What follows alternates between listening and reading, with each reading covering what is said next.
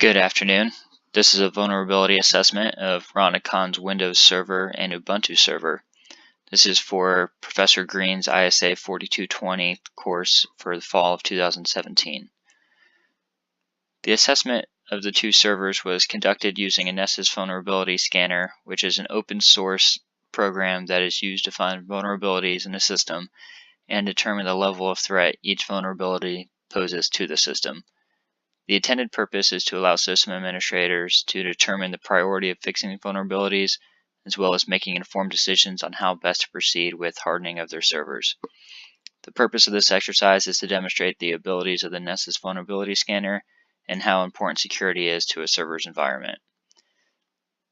This is an overview of the project, the target servers for the Windows Server and Ubuntu Server. Those are the associated IP addresses that the Nessus scan was targeted at to scan. There was also required services that were to be stood up on the boxes so that those specific protocols and applications would be hardened.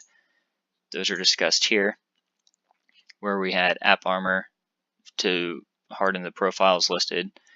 In the Ubuntu server, we had Windows Firewall and IP tables for both Windows and Linux. We were required to utilize HTTP and HTTPS via IIS and Apache.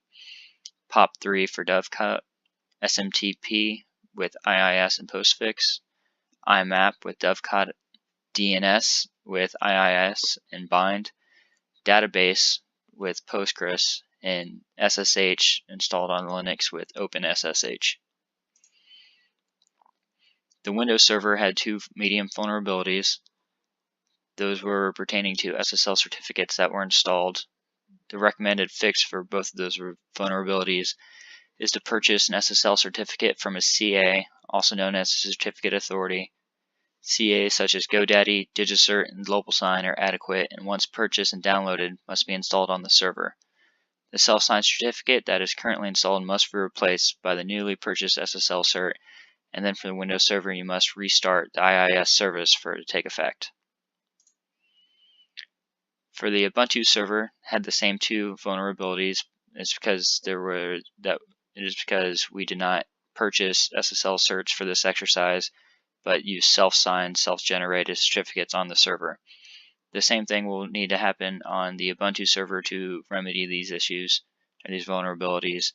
And after downloading and installing the purchased SSL cert from a CA, the Apache server will have to be restarted.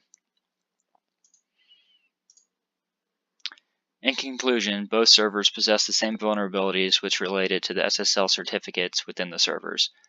These certificates were self-signed to allow secure communication to and from the servers in conjunction with the IIS and Apache provided services as outlined in the mandatory services for these servers.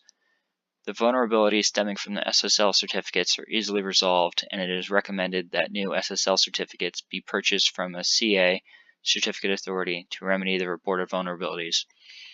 This vulnerability assessment concludes that both Mr. Khan's Windows Server and Ubuntu Server are significantly hardened with a low threat of vulnerabilities. Thank you for your time, and I hope everyone enjoyed this semester in learning how to harden our servers.